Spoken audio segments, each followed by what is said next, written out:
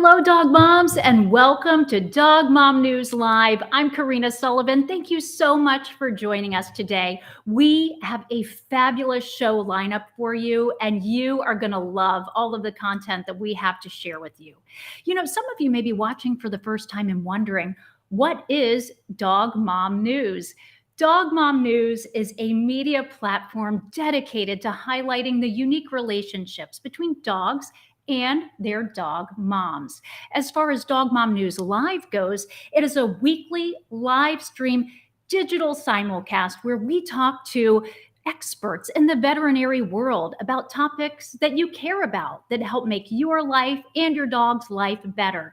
We explore topics like training. We need that, don't we? And veterinary care. We talk about giving your dog the best life possible. So that's through preventative care, through playing with your dog. All of these things are so incredibly important because we want to give them the best life possible. We have serious talks where we look at the headlines and we look at serious topics, and then we have a whole lot of fun where we look at memes and we look at funny videos and we laugh a lot. So we have a great time with Dog Mom News and on Dog Mom News Live. So you are in for a treat today. We want to encourage you to go ahead and visit dogmomnews.com so you can join the movement and be a part of all of the fun things that are happening with Dog Mom News.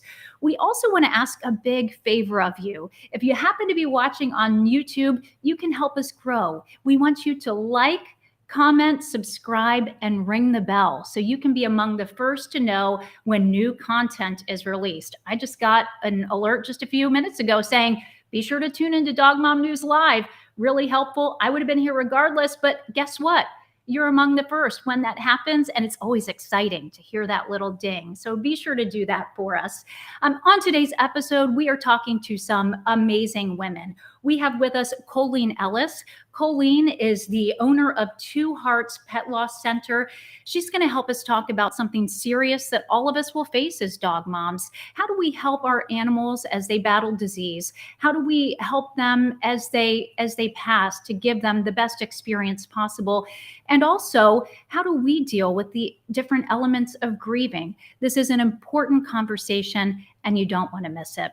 We're also going to talk to Dr. Cherese Sullivan of Skyline Animal Hospital. Dr. Cherese is going to discuss her career. She's also going to talk about her work promoting inclusion and diversity. And of course, she's going to give us some fabulous tips, some valuable doggy veterinarian advice. So sit back, relax, and enjoy. But as always, we're going to start with the news with Doggy News Headlines.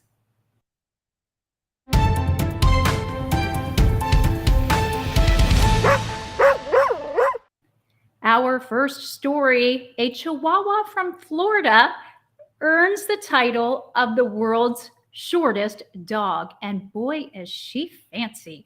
Pocket-sized Chihuahua Pearl from Orlando earned the title earlier this month, according to the Guinness World Records. As you can see, she's smaller than a dollar bill, her body, and she's also smaller than a cup. She's measuring in at only 9.14 centimeters in height. Now, Pearl is related to the previous record holder, Miracle Millie, who unfortunately died in 2020, but they're keeping this title in the family. Despite her tiny size, Pearl has a big personality, and as you can see, she just loves wearing all the bling and dressing up and eating salmon and chicken. Next, it is a hard habit to break. A darling pup will not part with its pacifier and carries it everywhere he goes. ER vet tech Catherine leads the bottle brigade here, and she stepped up and devised a method to help fostering puppies that needed special care. When she saw the pups in need, she ended up putting together this approach that used blankets to prop up all those bottles. She's basically a genius. Now, after weaning the pups off the bottles, Catherine ran into some problems, though, because she used pacifiers to help them adjust. And unfortunately, the dogs like the passies a little too much, so that prolonged the weaning process. But get this, Catherine, she is tough stuff. She was determined, and of course, she ended up getting them all weaned. It was very successful. She'll be be sad to say goodbye to these adorable pups, but she is so happy that they're going to be in loving foster homes. Now, this next story, it just really makes me laugh. I love the honesty here. A grandpa insists his dog saved him from becoming a grouchy old man. John's daughter, Katie, moved him next door and brought Dolly, a rescued dog, to keep him company while Katie was at work. Dolly never left John's side, and they are now just inseparable companions. John happily carries Dolly when she tires during their park walks, and they just happen to go everywhere together. They are buddies. Dolly has brought joy and companionship to John's life. Look at his smile. And he jokingly says that she keeps him from being a grouchy old guy. John, we love how you keep it real. This next story, this Snoopy look-alike might be the cartoon dog's real-life doppelganger. Bailey, a 1-year-old mini sheepadoodle, as you see pictured here, has become a viral sensation due to her resemblance to Snoopy from the Peanuts cartoon strip. Do you see it?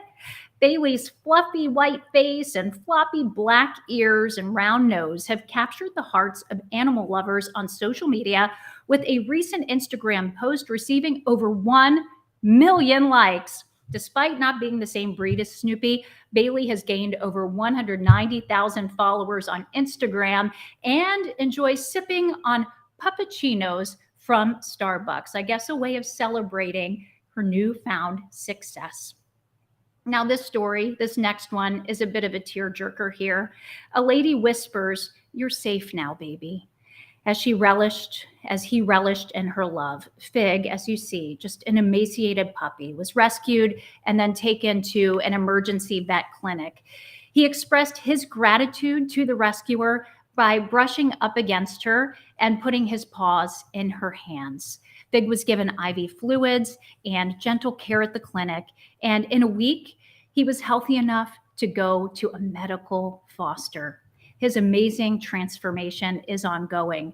A big thank you to Jersey Pits Rescue and Ramapo Bergen Animal Refuge for saving Fig's life. Love and attention make all the difference. And those are your doggy news stories for the week of April 20th, 2023. If you happen to see an interesting story that you think that we should feature in our doggy headlines, go ahead and tag us at @DogMomNews. And now it is time to welcome our first guest today in a segment we call Dog Mom Biz.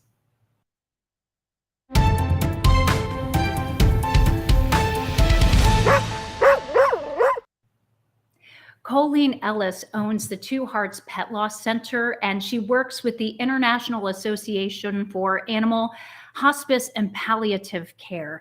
It's an organization that's focused on giving the best care to our pets as they get closer to death. Now, Coleen is dedicated to creating the perfect ending for your pet and helping owners to deal with the different elements of grief. And it's really a journey. So, Coleen, we thank you so much for being here with us today to talk about this very important topic. Yeah, I'm listening to all your stories and I thought, gosh, I've got the hard one. I've got the one we don't like to think about, but it's going to happen to all of us dog moms. And so we have to think about it. We have to think about it and prepare our hearts and give our dog the best possible experience. So as we celebrate their legacy, we can feel good about the love that we've poured into them. Exactly. And the thing we hear from our loving pet parents is they want to make sure they did everything. Yes. And many times as we get to the end, we're done with cure and now we want to go to care, and we want to create that ending that leaves us without regrets, leaves us with to help minimize the guilt. And so we can truly say we helped with a perfect ending, and we kept them in such a way that the quality of life for them was peaceful, was good. And as we get our hearts ready to say goodbye, just like you said, and there's so many things that we can do for that for that peaceful ending. Yes. And Coleen, a lot of times hard things that we walk through help us to have more compassion when we're walking with or walking through pain and suffering with others. And I know you had a beloved pet that you lost and serves as inspiration for you every day. Can you tell us about that experience for you? I can, and it's really interesting we're having this conversation today because it was 23 years ago today that she died, and Today. God, 23, 22 years ago that she Wow. died, and boy, it was the thing that started me on the journey. I wear a necklace that has her paw print on it, and just reminds me every day of the why of what I do. In a big way for the International Association for Animal Hospice and Palliative Care, because I wish I would have maybe had some different information to give me at the end with her to create a different ending. But you know the comment, when we know more, we do better. And that's hopefully what we can do to with the work that you guys are doing as well. We educate people, especially with what I'm here to talk about, that one thing that's going to happen to all of us. And so we can do what we need to do, not only for them, but for us. There you go. And that education, that information brings confidence when we really need it, when we feel like we're preparing for one of the hardest things that we could possibly go through. So when you said goodbye to Miko, how did that help you to transition into your current field? I know that again served as inspiration for you, but walk us through that transition for you and how you got there. You know, it was a really very easy transition because I was in the human death care world at that point. And so for me and for all I mean, gosh, we call ourselves dog moms, right? Yes. It's very much humanizing the process. Yes. So as I looked at the next journey of what I wanted to do and the creation of not only that pet funeral home, but to also then step up and to help with the work that we do with the IAAHPC, it was an easy transition because the question I asked myself was, what do we do for people? Right. Because I want to do that for them. I want to do that for her. We want to do that for all the Mikos of the world, and every one of them that sits in our heart, that still is the one that kind of kicks us in the belly a little bit. And so we want to do what we can do in the same way to mimic what we would do for a human loved one. I want to do that. There you go. I mean, the planning, the preparation, preparing our hearts when we say goodbye. I know that you run Two Hearts Pet Loss Center. So can you tell us about the services you provide? Just get specific for us and practical. Yes, exactly. So Two Hearts is really an educational forum. And so I do a lot of public speaking. I just last year had 2 books come out that I co-wrote with a veterinarian colleague, Dr. Mary Gardner. And so we had 2 books come out for children in pet loss, one with doggie, one with kitty. And so I do a lot of writing, a lot of blogging, a lot of speaking, and a lot of educating. And so that takes me all over. In fact, it takes me all over the world, quite frankly. And just doing what I can do to carry that flag and to every day serve my mission, which is to help people with one of the most difficult things that we have in loving a precious dog, a precious animal. Well, and it's such an incredible and important cause. It really is. I know that you're also involved with the International Association for Animal Hospice and Palliative Care, the IAAHPC. That is. So tell me about maybe how you got involved with the organization and the heart of the organization for everyone watching, because we can go on and learn more, and we're doing this together right now. Exactly. So I happened to be on the ground floor of helping to start this association. Back in 2009, 2010, we had our first conference in 2011. And Corrina, we went from 0 members to today we have 2,050. And Wow. our membership is made up of professionals, because while we are mainly veterinarians, we also have vet techs and then a whole lot of other people that make up that support circle. And all of us are dedicated to anything and everything that comes to end of life for our pets.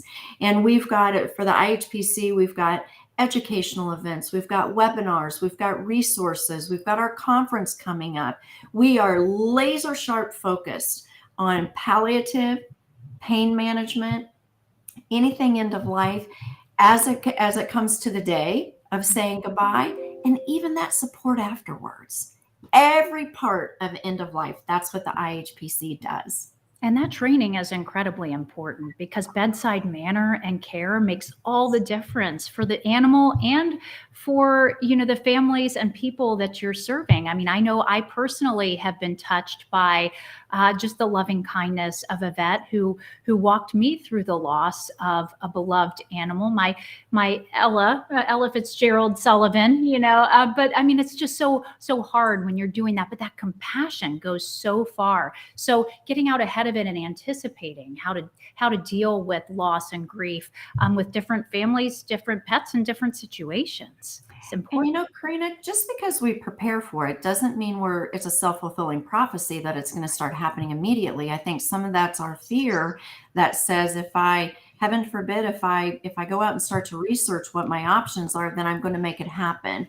And you know what? I get it. I'm as fearful as the next person about the loss of my precious loves. And I'll admit they're old, but boy, when it comes to admit they're dying, I'm going to push back with the next person. But that fear of the unknown that says, and the anxiousness that comes with that, to not be prepared on that day for the one thing that's going to happen to all of us. It is a for sure 100%.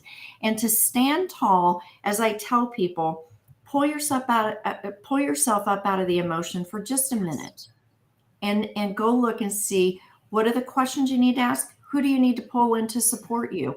And when we can move that final day, if we're helping them and to take them out of pain, if we can move that final event from an event to an experience. Imagine the day when the veterinarian shows up at your home and there are flowers and there's music and there's soft candlelight and he's laying in all of his toys. I mean, imagine what you can't unsee for the rest of your life, that your precious Ella had the perfect ending because she was right there with her toys and her people, and she was eating chicken McNuggets as she made her way out of this world and out of pain. Imagine that, Corrina. That's beautiful. I mean, the importance of doing that and anticipating that, like you said. What is the greatest piece of advice that you have for the dog moms watching today? I know that you've been in touch with so many different stories and, you're living it firsthand. So what is the greatest piece of advice that you can offer for everyone watching with us today? I'm going to actually give you two. Okay, First one great. is, as you start to see that day coming, prepare for it. Reach out, ask questions, go to our website. And when you send an email up through there, it's going to come to me. So you already know the face that's answering it. So send us a message and say, who's in my area that can help me? And then the second thing I want to give you is, and all of our listeners here, is I want to give you the permission to do what you need to do when that end comes. The permission to grieve, the permission to mourn, the permission for rituals, the permission to do everything that you need to do to have a peaceful and memorable goodbye that works for you. Permission for that. That's great. Do you have any advice for dog moms with children? Children feel it just like we do. Do you have any advice for them? You know what? Children they're actually perfect when it comes to the grief journey. And the advice I have for our dog moms out there who have children is, let them be involved. Don't feel like you're protecting them by keeping them out of the process. Let them say goodbye. Let them have their time to do a service. Let them be there if they want to be there. If we hide it and we shun away from it, then they're going to believe it's something to be feared or something that shouldn't be talked about. And so let's talk about it. Let's let them ask questions and let's let them guide us and lead us in what they need. But let's do it together. Let's do it as a family and let them see us cry. Let them know that we're hurting too, because that's big. Don't believe we're all going to get through this and not have some emotion. That little creature rocked our world in this house, and he's going to rock our world on the way out. And let's all and that's so true. And when we suppress those feelings, they still live in us. So if we can safely talk about how we feel, that just helps with the grief journey so much, as you said. Now, I know too, Coleen, that you help to make final arrangements for funerals for families and their pets. So what are some of the things that families need to keep in mind when they're dealing with these difficult matters? Or, from your standpoint, what should we be planning in advance? it goes back to what I just said a minute ago. Do your research. Mhm. You know, find the people who are going to help you, from the veterinarian to the support team that will be there to guide you, to whoever's going to assist you with the final arrangements, from the crematory to the cemetery.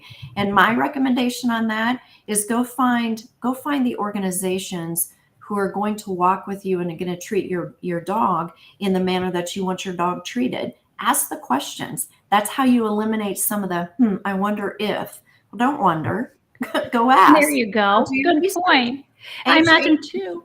should be no wondering. Ain't no There reason you to wonder. go. There you go. Ain't no reason to wonder. And I imagine too, considering your worldview, should you have a service? Should you not? I mean, these again are just things that we really need to be thoughtful about before the grief, before the sadness and loss.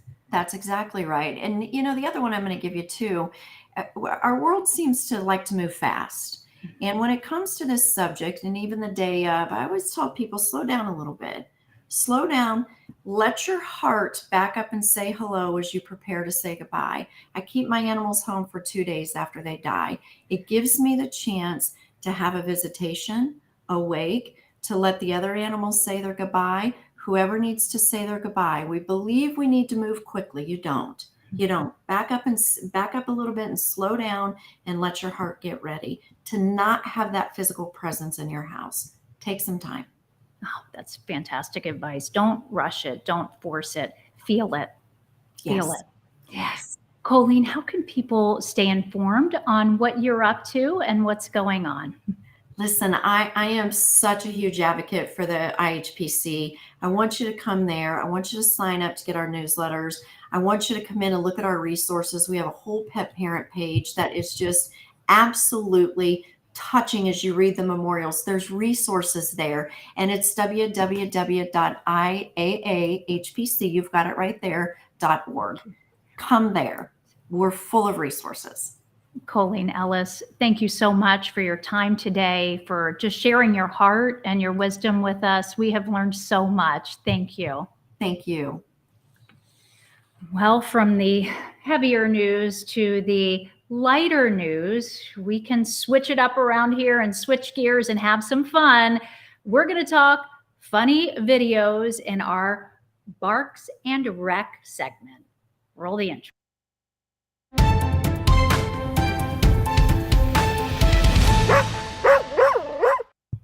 Count of 3, do your silly face. 1, 2, 3, make your silly face go.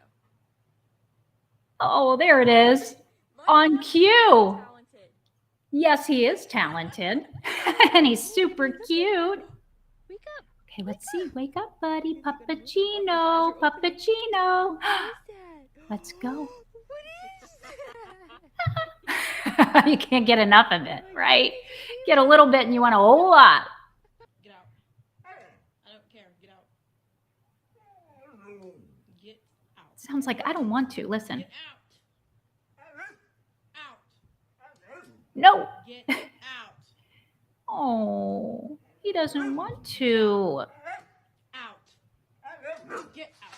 He goes, okay. Just sitting here and there goes the treat. You just gonna sit there? Come on, get the thing for me. Look at those eyes. How could you not? So cute. Well. Who chewed the headset? Who chewed the headset? Who did it? Oh, not me. Riley? Look at those eyes. Who did that? Riley. Was it you, Riley? Was it? Did you chew the headset? Did you? He did deserve an Oscar. Okay, so this is the dog's bestie, and they're having a Zoom call or something. Here we go. Oh. He's like crying, howling for his bestie. So cute. Keeps going and going and going and going. Oh. Bath bomb and why doesn't mine look like that? It's so funny. Imitation is always a compliment. And I'll tell you what, our dogs are plugged into everything. That was so cute. I hope you enjoyed that. I needed to see it, that's for sure. All right, it's time to check in with the doctor in a segment we call Dr. Dog Mom.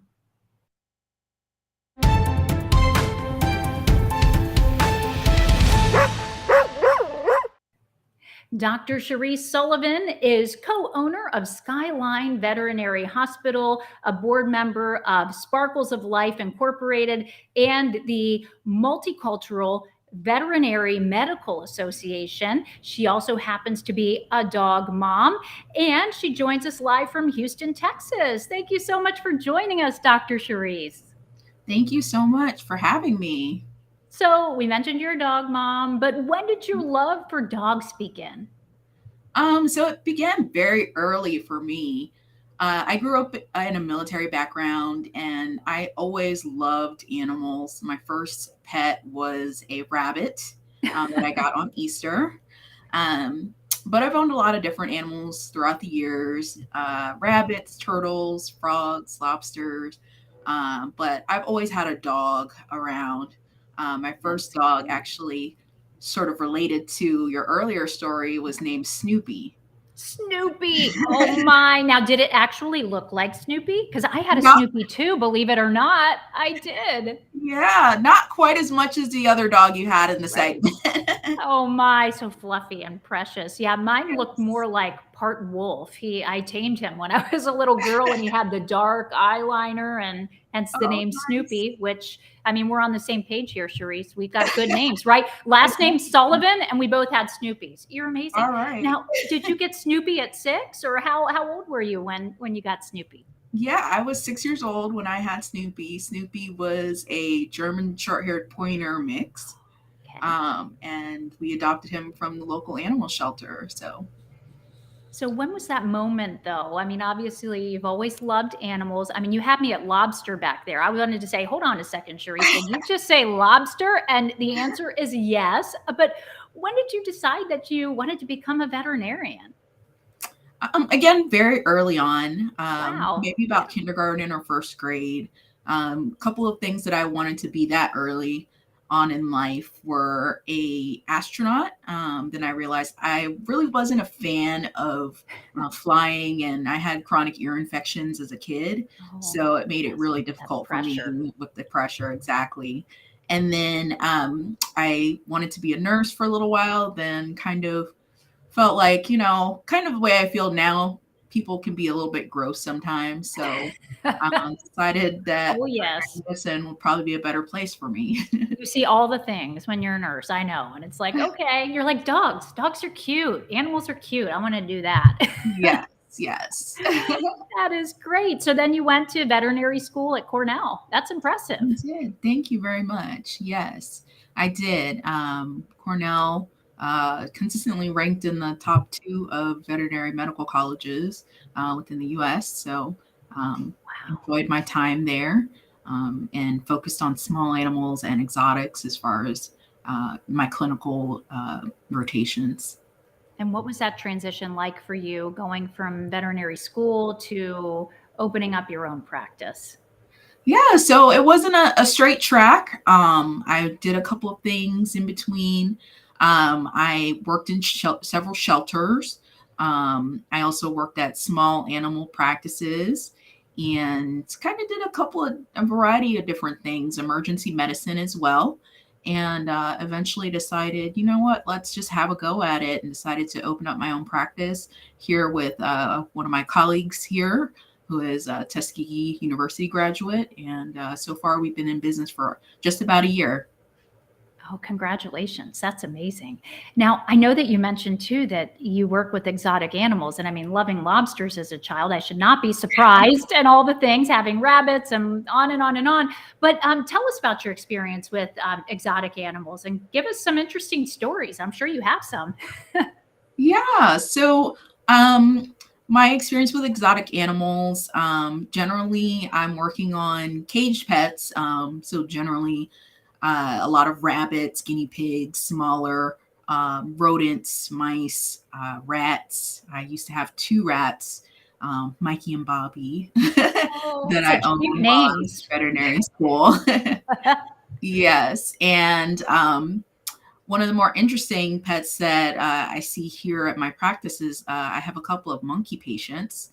So a couple of spider monkeys. Oh, wow. Do they wear diapers? I'm always like amazed. One time I pulled into a parking lot, I look over, there's a guy with a monkey on his shoulder, like it's totally normal, and it's wearing a diaper. It was Like, what's going on? Yes. Not only do they wear diapers, but they also wear the cutest clothes. The owners always come dressed to impress. Oh my, that is so fun. Oh gosh. So Yeah. spider monkeys, and what else are we missing? I'm sure the list goes on and Um, on. in veterinary school, I was able to do a couple of exotics rotations and a rotation at the Virginia Zoo in Norfolk, where I was able to help transport two African lions. So I was able to work on those. And when I was in veterinary school, we lived near a actual kangaroo farm. So I got to work on several kangaroos. Wow, you are so well-rounded. I love it. Talking with you is such a treat. Now, I know, Cherese, that you're also super passionate about, you want to take on causes, right? And I would say, as a dog owner, it's important to get your animal spayed and neutered. But from your standpoint, I want to just give you the mic for a minute and let you just run with that, because I know it's something that you're passionate about. Yes, definitely. So at our clinic, we partner with several rescue organizations to help to spay and neuter pets to help reduce the overpopulation here in Houston. In the city of Houston and the metropolitan area, we have nearly 1 million homeless pets. So that is a huge problem. There are just not enough resources, not enough homes just to take care of all of the pets here in Houston. So we're really trying to do our part to spread the word about spaying and neutering. In addition to just the overpopulation issue, we want to decrease roaming behavior in pets so that they aren't wanting to stray away from home and getting lost. We also want to reduce incidences of cancer, mammary cancer that occurs in female pets that are unspayed, and testicular cancer, as well as prostate disease in male pets that are unneutered. Really good points, really helpful information. I know that you're also passionate about tackling different social issues as well. You're the former president of the Multicultural VMA, which is an organization that's really wants to promote diversity in the veterinary community. So is there a lack of diversity in the veterinary community? Yes, absolutely. There's definitely, unfortunately, veterinary medicine lacks the diversity that we see in other healthcare professions at this time. We've got a lot of different affinity organizations that are trying to really change that, including the Multicultural Veterinary Medical Association. Our association aims to lead veterinary medicine towards the racial and ethnic diversity, equity, and inclusivity that our profession needs to serve a multicultural society. And our vision is to transform the veterinary profession into one that is equitable and inclusive to all. That's great. Now, I know you offer panels, you offer workshops, and I imagine this was incredibly helpful. Just at the start of the pandemic, there were so many questions, as difficult issues arise, just opening up the lines of communication and providing that support as well. I imagine that's incredibly important. Absolutely. With all those changes, we gained a lot of traction, and we had a lot of people reaching out to us saying, how can we help? How can we help make our profession more inclusive? How can we make it so that more people in our profession that come from all different types of backgrounds feel like they belong in our profession? So we help other organizations, as well as just supporting those people of different multicultural backgrounds who are within the profession, giving them lots of support and creating a community with our other affinity organizations. That's great. And that sense of community is so incredibly important. I know that you're also passionate about mentoring the next generation of veterinarians. So talk about maybe the different organizations that you've been involved with and how you're doing that today. Yeah, so I have been involved with several organizations, including Big Brothers and Big Sisters, the Black MBA Association of Houston, just sort of supporting students who have an interest in veterinary medicine or in STEM fields. Um, and individually, I've mentored several students, many of whom have gone off to veterinary school. I recently did a veterinary internship virtually during the pandemic with a student who ended up going to University of Arizona for veterinary school. That's great. So yeah, just mentoring different students individually and within other organizations. It really helps me to sort of feel connected to the next generation of veterinarians.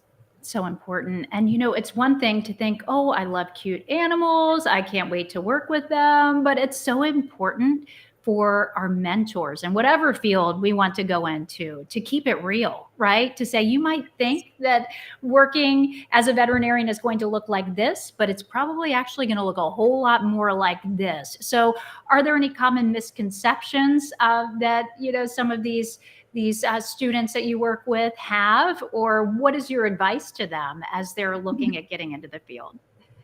I think the students that I've mentored so far have been extremely bright. I am very, very optimistic as far as the future is concerned. I think more of the lines of the general public having some misconceptions about what it's like to be a veterinarian. Unfortunately, it's not all puppy kisses and Right. playtime all the time. A lot of hard work, that's for A lot sure. of hard work. It's sometimes cases that are really challenging. Sometimes, despite your best efforts, things don't turn out the way that you want them to as far as a patient's, what happens with the patient's health. So basically, just letting people know kind of that it can be a challenging profession, but and under the same breath, it's a very rewarding profession. Yes, so rewarding. And I know that you have some practical tips and advice for our dog moms watching. I mean, what advice do you have for the average dog mom? What are you passionate about, and what do you want to share with us today? I generally really stress the importance of preventative care. Making sure that you're starting at an early age with at least annual veterinary visits, making sure that we're getting through our initial, puppy, kitten vaccines, making sure that we are on our monthly heartworm and flea prevention. We see a lot of pets here with fleas.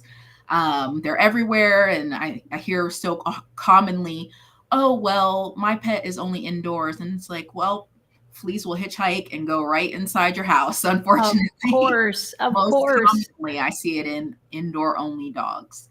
And then the other thing would be to, for older dogs, just making sure you're doing twice a year exams to detect diseases that occur with age very early so that we can intervene and try to help them out. And just again, the importance of heartworm prevention, particularly in our area where we have up to a 50% prevalence of heartworm disease. It's super important. Incredible. Yes, in the Gulf Coast region.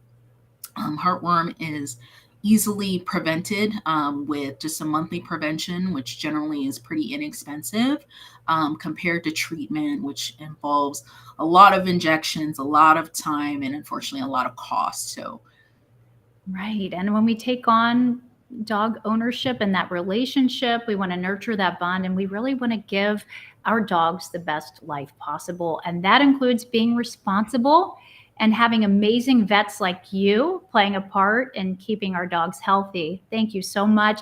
If folks want to keep in touch with what's going on with Skyline Animal Hospital, how can they do so, Dr. Cherese? Yes, absolutely. They can contact me personally on Instagram. I'm at vetmednochaser, or you can visit my clinic website at www.skylinevetshtx.com. And if you're interested in the Multicultural Veterinary Medical Association, hit up mcvma.org. Dr. Cherese Sullivan of Skyline Animal Hospital. Thank you so much, Dr. Cherese. Thank you so much for having me, Corrina. Take care. Well, we love good dog memes around here. And when we say good, we mean laugh out loud, funny dog memes. So it's that time. It is dog meme time. Let's go.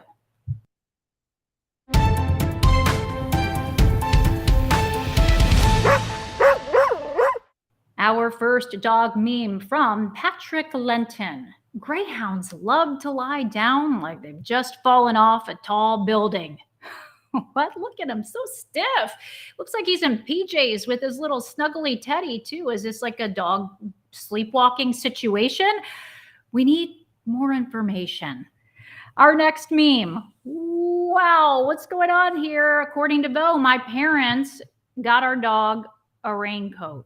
Now, this dog will not see the rain, but this dog will most certainly be prepared for the rain. I don't know. I guess the parents are responsible for this dog wardrobe malfunction here. And speaking of dressing up, look at this cutie pie. This is simply the largest rabbit that we have ever seen. I would agree. That right there is a large, oversized rabbit, of course, Remy. So cute. And Ellie Hall with this next meme. Somebody found a stick and is hoping that I did not notice that she found a stick.